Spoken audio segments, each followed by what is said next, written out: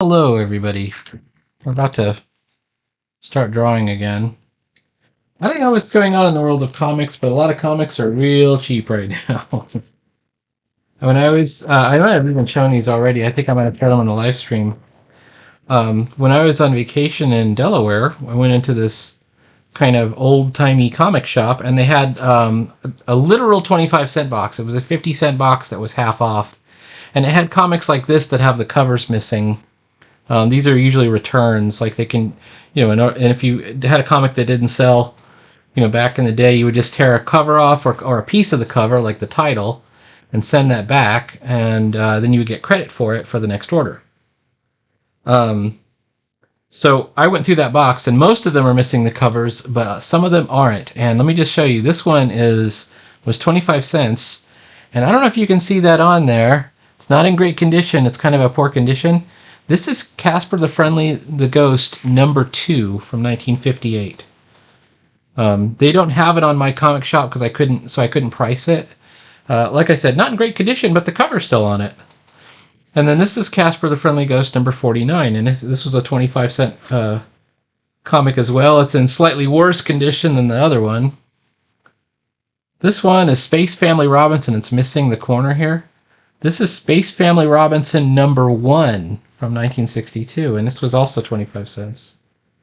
I would call these poor condition, but I was really shocked that they are what they are. This is My Love, issue number 27. Couldn't find this one on the website either. This is Gene Colan and Bill Everett. It's got wonderful art in it. You can tell it's very dated looking, 1973. Not sure how much that one's worth. Here's Battle of the Planets, number 5, I believe this is, 1979. And I couldn't even tell you who the artist or writer or any of that stuff is because they would not credit any of those guys in this era of the Dell comics. But pretty cool. And this is the Western interpretation because you can tell it's got the robot. Originally, of course, Battle of the Planets was a Japanese comic, but you can see this one robot character when they brought it over and they sort of recut the episodes to make them appeal to U.S. audiences. And then this is a weird one too. This is a giant Harvey Teen Bunny, number 16. She's hip, she's mod, she's boss, she's bunny. I looked this one up. They didn't have it on the website either, but this was another Harvey comic, kind of in the vein of the Archie comics. And some of these were going for quite a bit on the website. Not in great condition either, but you know what? It's fine for me. It's great. Oh, here's another. I didn't even realize I had this one. Okay, here's another Casper. This one's number 6. I don't know if you can see that. All right. I don't know. It's hard to read. And sure enough, 1960, right here. So these are quite old. This is an old Shazam comic. This is when DC bought Fawcett out, and this is a return. So it's got the ripped cover. Here's another one with a ripped cover. This is looks like a 100-page giant. It's one of those real thick ones. And this one has Captain Marvel Jr., which, as you know, that's what I based Prometheus Powers on, who I'll be working on today. And then this is an old Rawhide Kid, an old Tor, although it looks like Tarzan, and an old Commandy. And this is not a Jack Kirby Commandy either. This one is Martin Pascoe, and no, this is Chick Stone and Mike Royer. So Mike Royer was Kirby's most. I consider him the best inker for Kirby, but and there's bits and pieces that look like Kirby's hand to me. Even though this is Chick Stone, this font you can see in a lot of Kirby comics that are nothing to do with Commandy. You can see him use this font in the New Gods. You can see him use this sort of font in, stuff like the Eternals and Captain Victory. He likes that font for some reason. Anyway, all that's wasting my first 5 minutes to do stuff.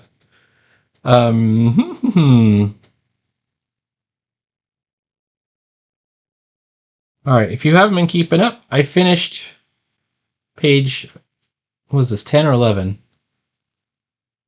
Page 11. I finished page 11. So that was finished on stream. And I drew page 12. And I even inked just a tiny bit of it, just like 2 lines. Just while I was talking to somebody. So those, I might even erase those edits. But all right, let's move on. There's another thing that I was getting kind of interested in last night. I kind of ran across it completely by random chance on YouTube, although nothing's really random on YouTube, is it? It's the algorithm that you have to watch out for. But in this case, it was somebody who had been using the Mythic GM emulator, which I'm a big fan of. I've actually have one of the first copies of Mythic GM emulator because when it was nominated for an Emmy award, they needed a way to bring all of the Emmy nominee materials that were sent to the reviewers to Gen Con for some reason. And I happened to have been going, and I was in the Maryland area, so I picked them up and brought them, and they said, you can have anything off the stack. And I picked the Mythic GM emulator, and the guy who did it actually talked to me about it a little bit. And I remember my friend Joel Frock picked one of the Goodman Games things. This is before Dungeon Crawl Classics. This was, well, Dungeon Crawl Classics might have been out by then. I think it was before them. But he was a big fan of the Goodman Games, which, as I am too. I used to get a lot of stuff from them. So anyways, there's a website, a YouTube channel called Me, Myself, and Die. And it's a solo role-playing game channel. His goal was to be like the Critical Role of solo role-playing games. And so he's a voice actor. So this dude is super cheesy. Like, he's really cheesy. But it was kind of interesting to me, so I kind of like watching it. And I watched the first episode. And it is kind of fun to watch how things got kind of put together on the spot. I like the solo role-playing stuff. I'm into that. I also follow The Basic Expert, and there's a couple others that are doing it. Pretty cool. And I've been doing a lot of art for role-playing game stuff as well. I got a couple of commissions for things like character sheets and a cover. So be on the lookout for Runes Zine. This is the cover I did. You'll have those figures. It's black up the top where the title's going to be, but pretty cool. This is the previous. I didn't do this cover, but this is the magazine. All right.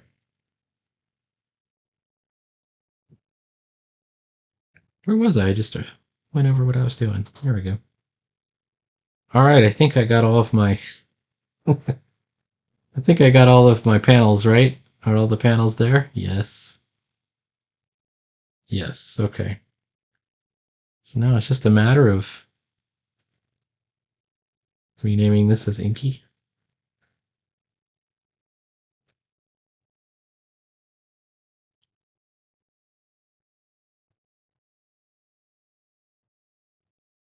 What we see in this first panel is Stardust sort of taunting Abrax, saying you're going to die soon. That's how evil he is. And the reason he says you're going to die soon is you're a mortal who stumbled into a trap that I set for a Titan, Prometheus Powers. Prometheus Powers will be severely wounded by this trap, but he won't be killed because the gods never die. But somehow Abrax ends up in the trap as well.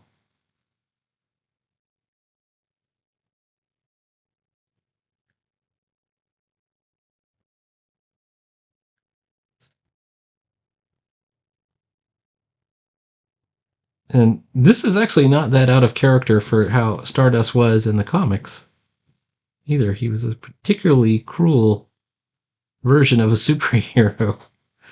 His creator, Fletcher Hanks, was a um, known to be sort of an alcoholic psychopath himself, so probably not surprising.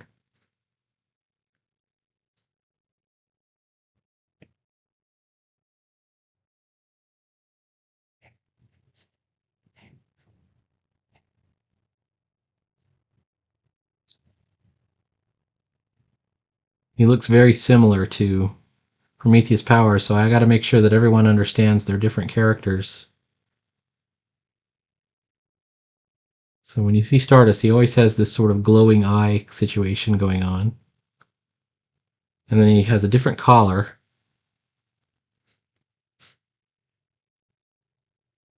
And this isn't in color, but if it were in color, we would see that his colors are blue and yellow, and Prometheus's colors are sort of a sea green color and a gold kind of color. In the original draft of this, I even had like him pointing. Maybe I'll bring that back.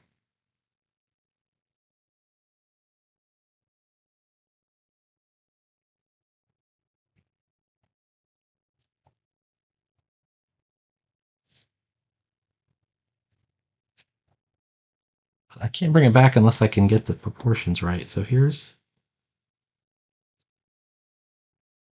how do I get his arm all the way down there?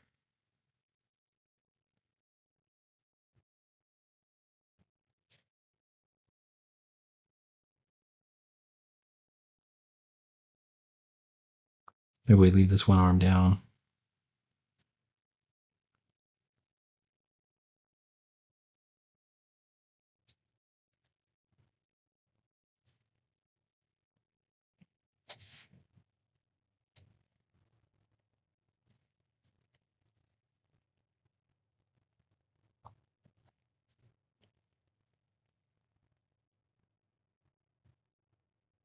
Meredith has complete confidence here. Any last words before I get around to killing my nephew? He says.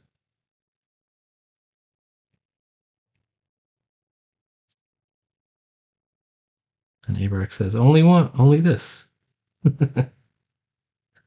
And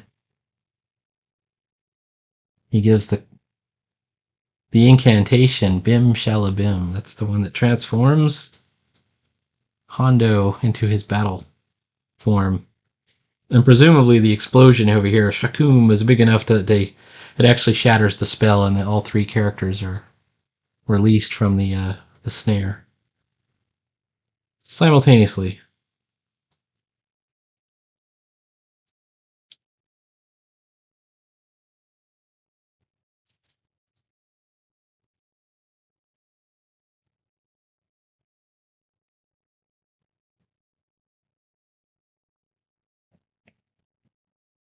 All right, so back onto this. Me, myself, and die. The dude is super cheesy. It's like super cheesy, but I like the concept of it. I like the idea.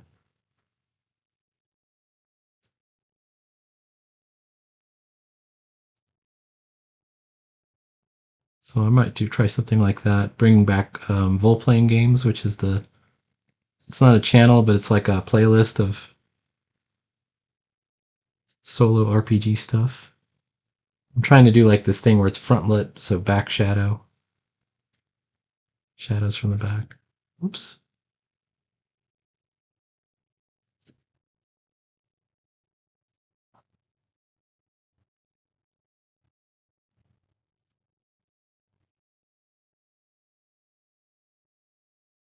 I finished my Cubert school homework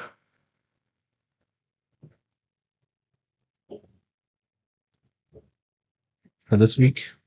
It was an inked Captain America there. Not my favorite character at all, but it was fun to do. This was done with nib pen and a mangaka felt tip for the fill-ins. This kind of mangaka flex, that's what it's called. So that was that. Where's my nib pen? Uh-oh. I'll have to go hunt for it. I don't want to lose it.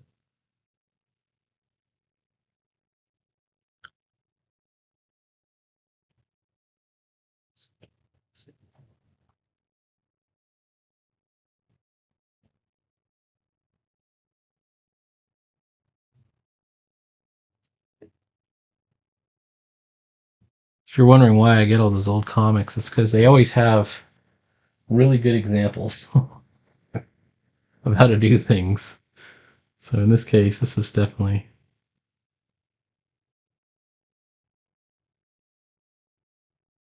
a great example.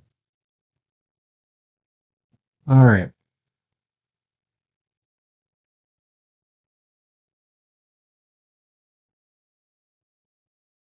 So here's Abrax. He's in tremendous pain, but he's not in so much pain he can't talk.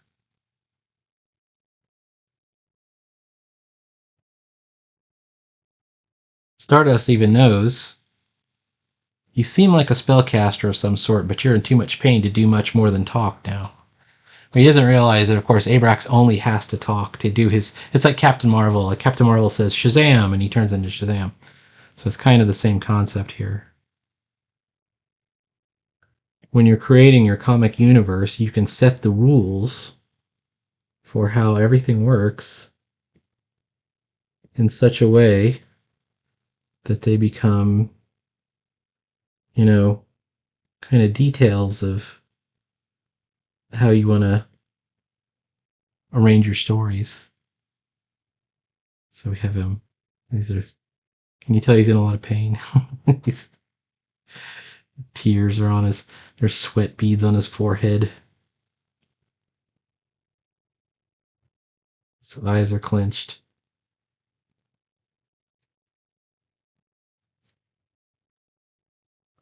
And he's going to be surrounded by these crackling electric bolts all around him when he casts the spell, and then that eventually releases him.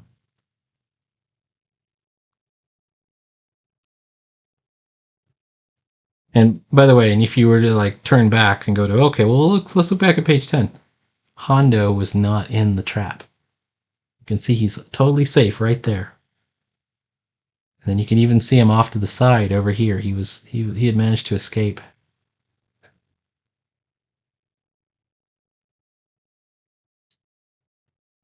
Details like this kind of fall under the heading of, I guess we would call it storytelling in the world of comics.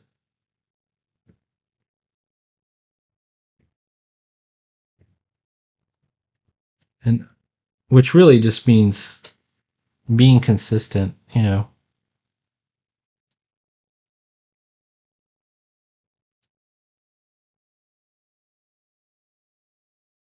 Well, I'm looking at this jacket. I didn't do it right. Okay, so I got the shirt collar right.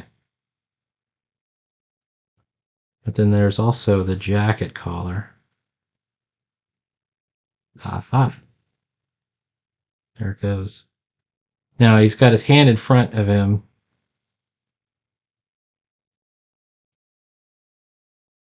And then that's a stitch. So pay attention to where your clothing stitches are, and those can always show you. If you know where your clothing stitches are, um, they're like landmarks that you can use to figure out where the arms are, and then also the perspective. Like, did you do the perspective correctly? And in this case, let's take a look at we move the pencil for a second. Aha.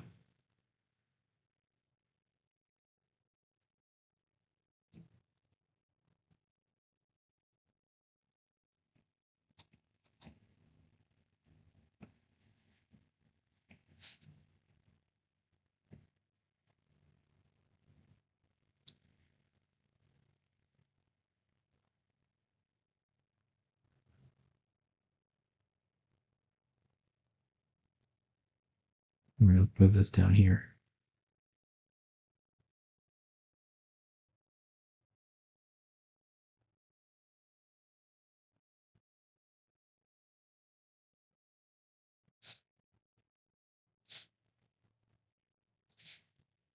There's his hair. There's the Talisman of Zune.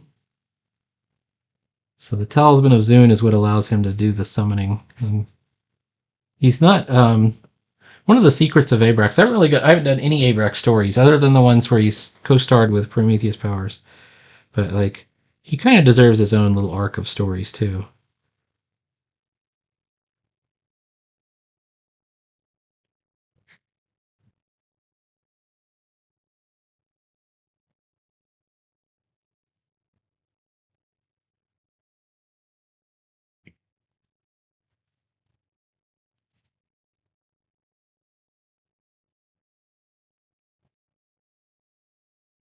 Um, One of the secrets is it'll go into like the Brotherhood of Summoners is actually pretty unethical, and they summon monsters and then they just kind of use them indiscriminately. And the thing that makes Abrax unique is that he makes friends with the creatures that he summons, right? So he's friendly to the creatures that he summons. And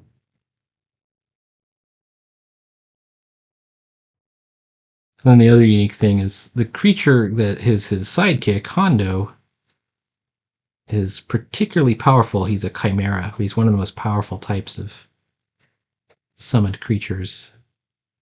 A mythic chimera.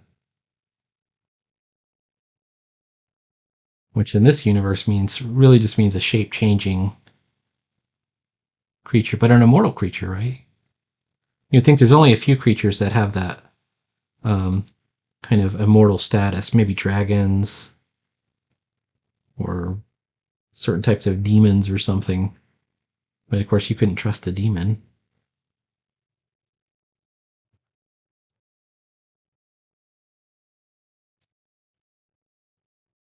Oh, well, tell you what. What if we drop in some black and behind this?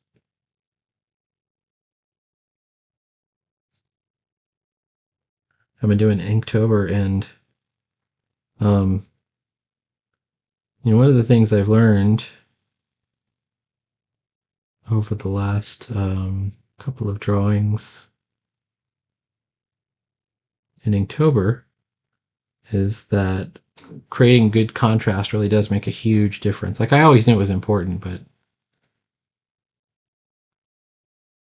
so all my Inktober drawings, you'll notice they have like some hatched contrast of some sort of contrast.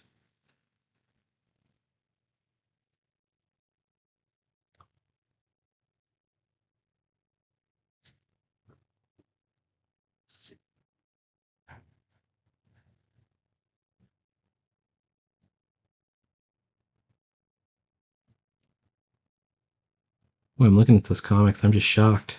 Casper #2? Space Family Robinson #1? It's just, you would think they wouldn't. I mean, I'm not saying they're worth anything. They might be worth like $5, because they're in fairly ratty condition. But Not in the 25-cent box. You know what I mean?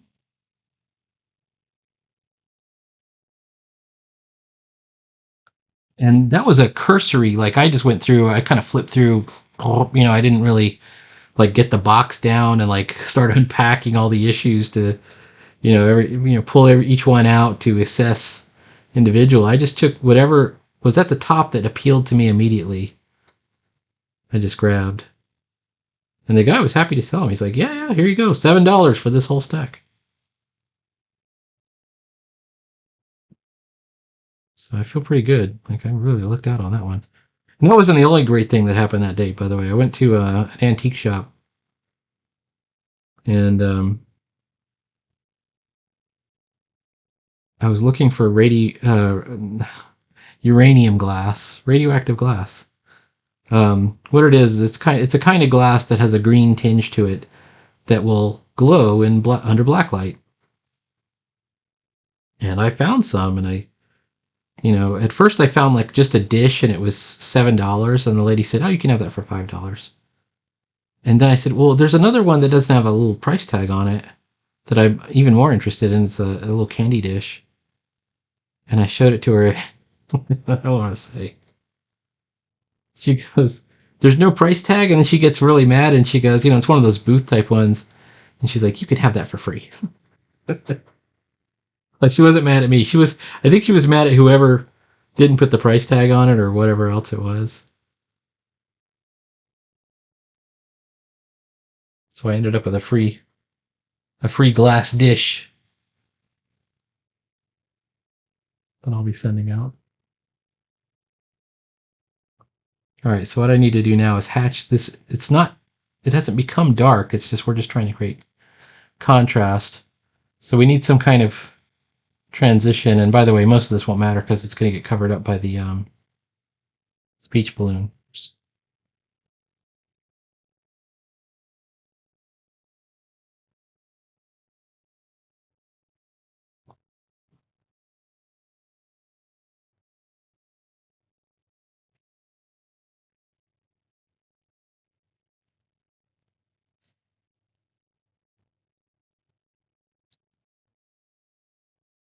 Well, that's a good start. What are we at? 27 minutes? Have we reached the time? Okay, we're going to create a layer. We're going to call it Los Bubbles layer. Bubbles 9. Okay, fine. We're going to grab technical pen and let's go ahead and do this. All right. You seem like a spellcaster. We want this just a hair closer because we want to use that edge.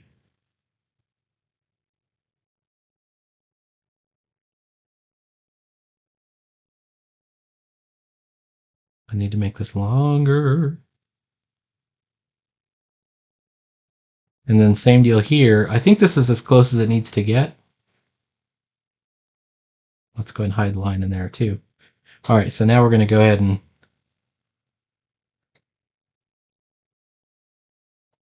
there we go.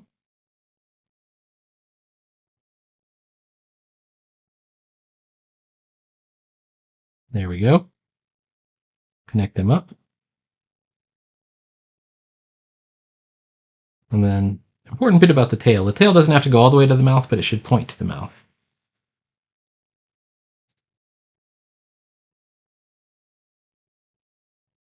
And then we throw down the white. And there we go. Now let's just look for anything that looks a little off. In this case, it looks a little off right here.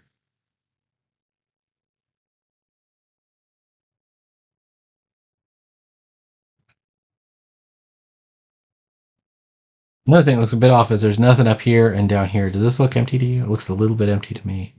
So what we're going to do,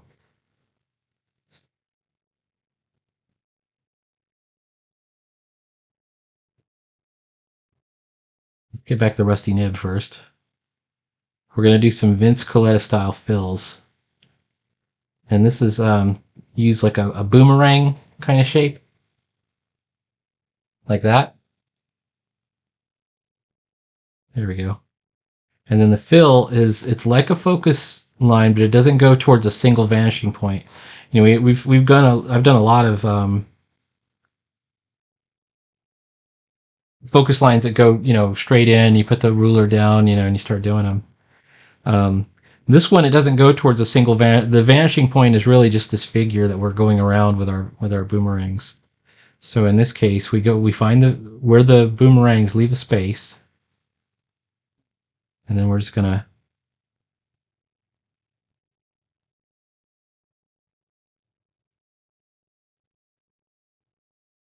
that was a little bit long over there. All right, here we go.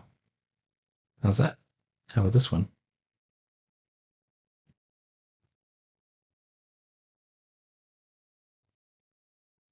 There's kind of some over here.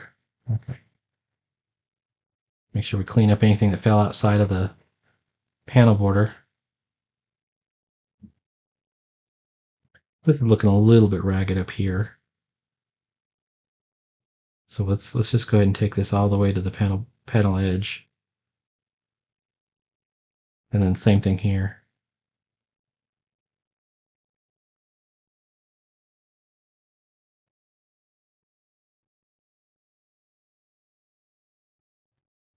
It's so close to the speech bubble that to leave it like right on the edge like that doesn't make any sense. Might as well just go right behind the panel, the speech bubble thing. Oh, there is another speech bubble that I missed.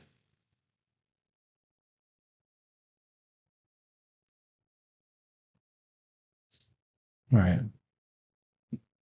I'm going to reduce the opacity temporarily so I can see where it is. See where it is? It's right behind there. It's hiding. All right, so we're going to fix this one. We're going to get on our technical pen, make sure we're on the right layer. I think that yes is too close to the head, so we're going to...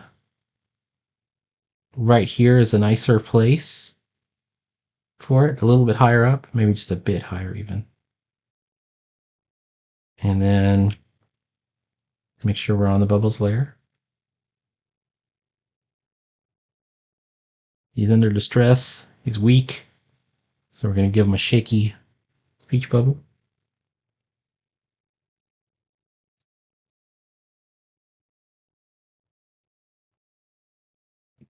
Let's throw down the white.